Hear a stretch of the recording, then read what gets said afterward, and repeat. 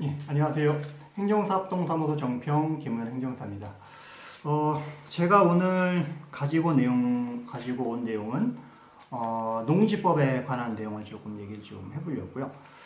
그 우리나라는 이제 전통적으로 이제 농사를 많이 이제 지었던 이제 그런 나라인데요. 그래서 이제 농지에 관련된 어떤 생각들이 조금 이제 많이 다른 것 같은데, 오늘 제가 말씀드리는 핵심적인 내용은 농지법은 이제 위반했을 때 어떻게 좀 대처를 해야 되는지라는 부분 하고요. 농지법에 관련된 어떤 문제점에 관한 것들을 좀 같이 좀 얘기 좀 해보고 싶어서 좀 나왔습니다. 농지법은 이제 기본적인 내용은 이제 농지를 통해서 뭐 전, 답 이런 농지를 통해서 농사를 지을 분들이 농지를 취득을 해서 농사를 지어라 라는 이제 그런 법으로 이제 보시면 될 것 같아요. 그래서 농사를 짓지 않으면은 이제 농지법에 따라서 그 농지를 이제 처분을 하거나 이렇게 하셔야 되거든요. 그렇기 때문에 농지를 이제 취득하시는 분들은 농지를 취득할 때 이제 농지 취득 자격 증명원이라는 걸 보통 발급을 받죠. 그래서 그거를 받기 위해서는 행정기관에 농업경영계획서를 잘 작성을 해서 농업경영을 내가 앞으로 어떻게 할 거다라는 내용을 좀 적어서 제출하는데, 저희 행정사들도 이제 농지증을 발급해달라고 의뢰를 하셔가지고 저희가 이제 일선 행정기관에 가서 농업경영계획서를 좀 작성을 해서 농지증을 이제 발급받는 경우가 많아요. 저희가 행정사들 이제 농지나 이제 시골 이제 임야나 이런 법에서 직거래를 저희가 이제 계약서를 작성해드리고 하는 경우가 많아서 보통 농지증을 많이 받는데, 이제 문제는 여러 군데를 이제 다녀보다 보면은 농지법을 위반한 곳들이 굉장히 많더라고요. 일례로 뭐 수도권 같은 경우에는 그 과천, 뭐 남양주, 특히 뭐 광명 뭐 이런데 굉장히 조금 심한 것 같습니다. 이런데 농지에 무단으로 뭐 창고를 짓거나 물건을 적치하거나 이런 것 때문에 아마 행정기관에서도 뭐 골머리를 많이 앓는 걸로 알고 있고요. 그런 것 때문에 이제 뭐 행정기관에서도 뭐 행정력이 부족하다 보니 오랫동안 그런 어떤 불법 농지 전용이라든가 불법적인 농지 이용이 조금 오랫동안 이제 장기화됐던 경우가 많은 것 같아요.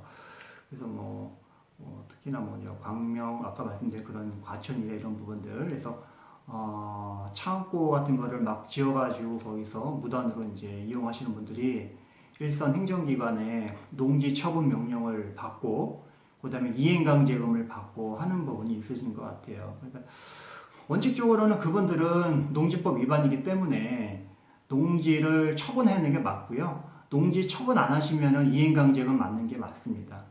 다만 그런 곳들은 대부분 오랫동안 농지가 불법적으로 전용된 부분이기 때문에 그분들은 아마 농지 처분 명령을 받는다고 하더라도 그 농지를 처분하기는 좀 쉽지는 않을 거라고 생각됩니다. 오랫동안 이제 농지가 이제 불법 전용된 부분이기 때문에 그런 땅을 누가 와서 살 사람도 없고요. 뭐 예를 들면 거기다가 뭐 농사를 지러 들어와야 되는데 그런 불법적으로 이용된 거는 만약에 그분들도 그거를 땅을 살려면 다 알아볼 거잖아요. 알아본다 그러게 되면은 그거를 원상 회복을 하고 이런 방법을 해야 되는데 그게 쉽지 않다는 걸 알거든요. 그 다음에 농업공사라든가 이런 데서도 그거를 우량 농지가 아니면은 매수를 안 해주기 때문에 사주지도 않고, 또 일선 뭐 공인중개사 내놔봤자 살 사람도 없을 겁니다.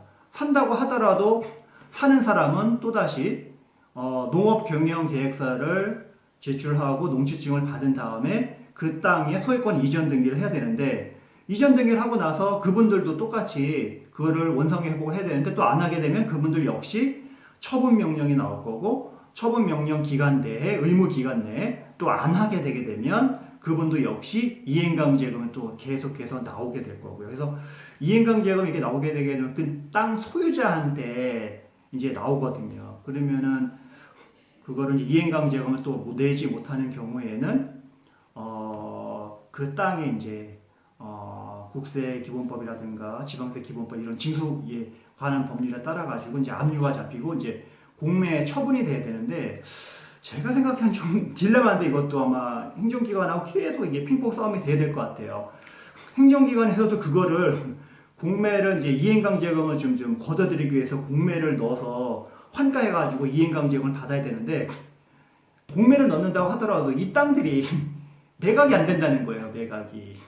매각이 돼야지 이행강제금을 해야 되는데 그러면은 이행강제금을 받은 분들은 뻗티겠죠. 안 내고 하게 되면은 이행강제금 또 나오고 하게 되면은 그게 수천만 원 쌓이고 이렇게 할 텐데 그러면은 시에서는 그거를 압류를 잡아놓고 공매를 넣겠죠. 공매를 넣게 되게 되면은 이 땅이 공매가 되려면은 법원 경매든 공매든 땅을 사주는 사람이 있어야 되잖아요. 그런 땅은 누가 안 사죠. 이런 땅을 살려고 그러면 아까 말씀드린 것처럼 농업을 경영하고 이렇게 해야 되는데 땅을 이런 땅들을 사기가 사람들이 땅을 매수하는 작자가 나타나지 않죠. 공매를 입찰하는 분들도 없을 뿐더러 만약에 똑같은 사업을 한다고 하더라도 그 사람들도 잘 모르는 분들은 들어와서 뭐 사겠지만은 대부분 땅을 사는데 제대로 안 알아보진 않잖아요. 다 전문가들 통해서 알아보고 이 땅은 농지고 불법이 이제 전용되어 있는 상태고 내가 살려고 하게 되면 농지증을 받아야 되고 나중에 그러려면 권상회복이 안 되게 되면 나한테 또 이런 절차가 있다는 거를 다 알 텐데 계산을 하고 들어올 텐데 그러면은 결국에는 공매가 안 된단 말이에요. 그러면 시에서도 이걸 땅을 경매를 해가지고 받아야 되는데 못 받는단 말이에요. 그렇게 그러게 되면은 계속 이게 민원인과 행정기관의 계속 싸움이 무의미한 싸움만 계속 될 수밖에 없는 것 같습니다. 그래서 뭐 저도 뭐 의뢰인들 이런 문제로 찾아오신다고 하시면은 이행강제금 내지 말고 행정심판 해가지고 끝까지 끌어보고 그래도 행정심판 진다고 하더라도 뭐 행정심판 좀 이행강제금을 줄일 수 있으면은 줄이는 방법으로 싸워보고 그럼에도 불구하고 안 되게 되면은 이행자금 나오면은 내지 말아라 이렇게 말씀을 드리거든요. 뭐 경매에서 할 게 없잖아요. 그분들 만약에 부동산만 재산이 있다고 하게 되게 되면 그 땅만 불법 전용된 땅만 있다고 하게 되게 되면은 나머지 재산들은 다 정리를 해놓고 그러면은 더 이상 이행강제금을 압류를 잡거나 경매할 재산이 없잖아요. 그럼 시에서도 아무것도 할 수 있는 게 없는 거죠. 그런 경우에는 그거 내지 마세요 이렇게 말씀을 드리거든요. 그러면은 그 불법 전용을 계속 쓰실 거면 차라리 그러면은 그 땅에다가 은행에다 근저당권 받아 놓으시고 돈 많이 이렇게 찾으셔 놓고 그 다음에 그 땅 계속 이용하시면서 이행강제금 나와도 공매 들어가 봤자 공매도 안 될 뿐더러 그 다음에 그렇게 해서 돈을 어느 정도 확보를 해 놓으시고 그 땅을 계속 이용하시는 것이 낫지 않냐 이렇게 말씀을 드리긴 하는데 그래서 이런 농지들이 굉장히 많은 것 같습니다. 그래서 이거를 농지를 좀 풀어가기 위해서는 시나 아니면 행정기관이나 이분들 이제 민원인들이 좀 협의를 보고 이렇게 해서 이 계속 다람쥐가 쳇바퀴 도는 식밖에 돌아갈 수밖에 없는 부분이거든요.